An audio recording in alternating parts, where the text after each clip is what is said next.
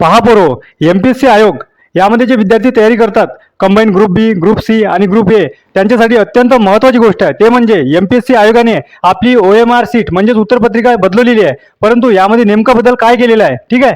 आणि सोबतच एक लक्षात ठेवा, जे मागची उत्तरपत्रिका होती त्यामध्ये नेमकं काय होतं आणि नवीन जे इंट्रोड्यूस केलेली आहे त्यामध्ये नेमका बदल काय. बघा, ही न्यूज माहिती आहे काय, 1 मार्च 2026 आहे. परंतु आज आपण 8 दिवसानंतर का बरं घेत आहोत, कारण की अनेक विद्यार्थी जे गाव खेड्यात राहते त्यांच्यापर्यंत डेटा पोहोचत नाही आणि तो ॲक्युरेट डेटा पोहोचत नाही. त्यासाठी आपण हा व्हिडिओ घेत आहोत. फक्त आणि फक्त विद्यार्थ्यांना काय माहिती आहे की 5 पर्याय राहणार आहे, बस OMR सीट इतकंच चेंज झालेलं आहे, इतकंच सफिशियंट आहे. नाही, ॲक्युरेट डेटा जाणण्यासाठी हा व्हिडिओ आपण बनवत आहोत. बघा, यामध्ये आपल्याला स्पष्ट मेन्शन केलं आहे ते म्हणजे डेट, ठीक आहे, कधीची आहे, 1 मार्च 2026 ला OMR सीट मध्ये चेंज केलाय. नेमकं काय चेंज केलंय, यामध्ये लेआउट चेंज झालेला आहे, म्हणजे त्याचं स्वरूप चेंज झालेलं आहे. पूर्वी आणि आज यामध्ये कंपॅरिझन केलं आपण तर त्यामध्ये लक्षात येते, पूर्वी आपल्याला 4 पर्याय राहत होते, म्हणजेच एका प्रश्नाला फक्त आणि फक्त 4 ऑप्शन राहत होते, A, B, C, D याप्रमाणे. परंतु आता काय झालेलं आहे, एक ऑप्शन वाढलेला आहे, तो म्हणजे 5वा. आता या 5व्या ऑप्शनचं महत्त्व काय आहे ते आपण या व्हिडिओमध्ये जाणणार आहोत. बघा, 5वा ऑप्शन यासाठी महत्त्वाचा आहे, तुम्हाला जर एका प्रश्नाचं उत्तर एक ऑप्शन, बी ऑप्शन, सी ऑप्शन आणि डी ऑप्शन यापैकी कुठलं सुचत नाही आहे किंवा तुम्ही ते करत नाही आहे, अटेंड प्रश्न करायचा नाही आहे, तर त्यावेळेस तुम्ही ऑप्शन ई म्हणजेच 5वा क्रमांक निवडायला पाहिजे आणि तो कंपल्सरी आहे. त्याचे बेनिफिट काय आहे, त्याचे नुकसान काय, हे देखील महत्त्वाचं आहे. जर तुम्ही 5वा पर्याय निवडला नाही, बरं एक लक्षात ठेवा, 5वा पर्याय निवडायचा केव्हा, जर तुम्हाला एक प्रश्न आहे जो 3 नंबरचा आहे, त्यामधलं तुम्हाला उत्तर बी वाटलं तर बी करा, ए वाटलं तर ए करा, परंतु कुठल्याच प्रकारचं उत्तर तुम्हाला येत नाही आणि तो प्रश्न तुम्हाला स्किप करायचा आहे, तर त्या स्किप करता वेळेस तुम्हाला 5वा ऑप्शन निवडायचा आहे. ठीक आहे, 5वा ऑप्शन तुम्हाला केव्हा निवडायचा आहे, जेव्हा तुम्हाला प्रश्नाचं उत्तर येत नाही आणि ते कंपल्सरी आहे का, हो. आता त्याच्यासाठी काय स्ट्रॅटर्जी आहे ते पाहू.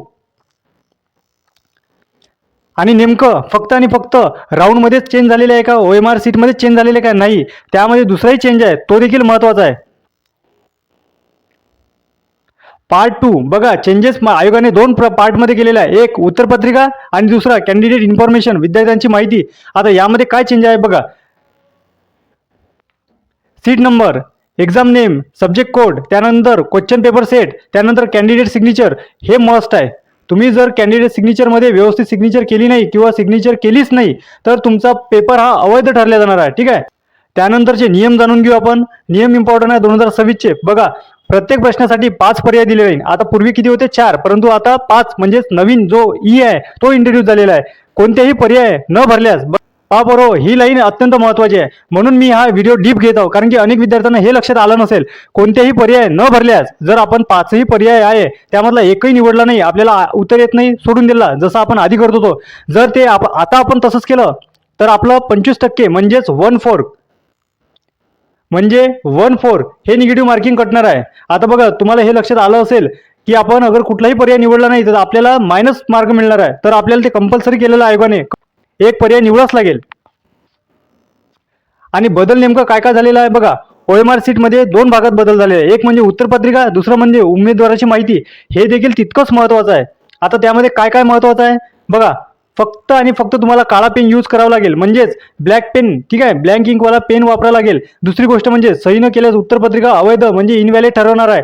म्हणून हे माहिती तुम्हाला एकदम सफिशियंट जाणून घेणे, फक्त वरवर माहिती OMR सीट चेंज झाली त्यामध्ये 5 राऊंड आलेले आहे, इतकंच सफिशियंट आहे नाही. आणि एक लक्षात ठेवा, अनेक विद्यार्थी फक्त आणि फक्त MPSC आयोग प्रश्न 100 आणि 60 मिनिटं हा वेळ राहतो, ठीक आहे, यासाठीच फक्त आणि फक्त मेहनत करतात, दिवस रात्र अभ्यास करतात, परंतु हे जे महत्त्वाचे सूचना जे की MPSC आयोगातर्फेच असतात त्यांना फॉलो करत नाही किंवा त्यांना व्यवस्थित समजून घेत नाही. आणि त्यांचा रिझल्ट काय होतो तर बघा, 100 प्रश्नापैकी त्यांना अगर 90 प्रश्न जरी येत असेल आणि हे स्ट्रॅटर्जी किंवा यांची माहिती नसेल तर त्यांचा पेपर हा मायनस होऊन जातो किंवा त्यांचा पेपर चुकून जातो. त्यामुळे हे डेटा आपल्याला वेळोवेळी कळवणं महत्त्वाचं आहे आणि ते डेटा कळल्यानंतर आपल्याला ते सफिशियंट माहिती मिळवणं देखील महत्त्वाचं आहे.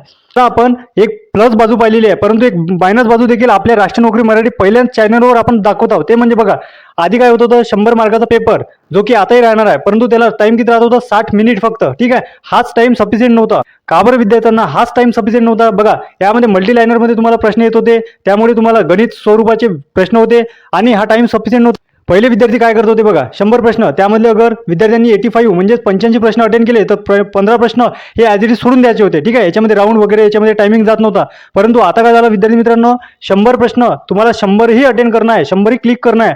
जर तुम्हाला कुठल्या प्रश्नाचं उत्तर येत नसेल तरी तो राऊंड क्लिक करणं कंपल्सरी आहे. यामुळे आपल्याला एक नुकसान होऊ शकतो, तो म्हणजे टायमिंगचा अभाव. ठीक आहे, आधीच आपल्याला टायमिंगचा अभाव होता आणि पुढेही आता तो टायमिंगचा अभाव कसा कव्हर करायचा आहे त्यासाठी माहिती आहे का, राष्ट्र नोकरी मराठी हे चॅनल आपल्याला PYQ स्वरूपात तुम्हाला 100 प्रश्न अटेंड कसं करायचे आहे आणि राहिलेले प्रश्न ते राऊंड कसे करायचे याबद्दल सविस्तर ॲक्युरेट माहिती तुम्हाला व्हिडिओच्या माध्यमातून प्रोव्हाइड करणार. आणि व्हिडिओ आवडला असेल व्हिडिओला लाईक करा. सोबतच आपल्या डिस्क्रिप्शनमध्ये टेलिग्राम चॅनलची लिंक दिलेली आहे, तिला आवर्जून जॉईन करा. त्या विद्यार्थ्यांनी चॅनलला सबस्क्राईब केले नसेल सबस्क्राईब करून घ्या आणि भेटूया पुढच्या व्हिडिओत. धन्यवाद.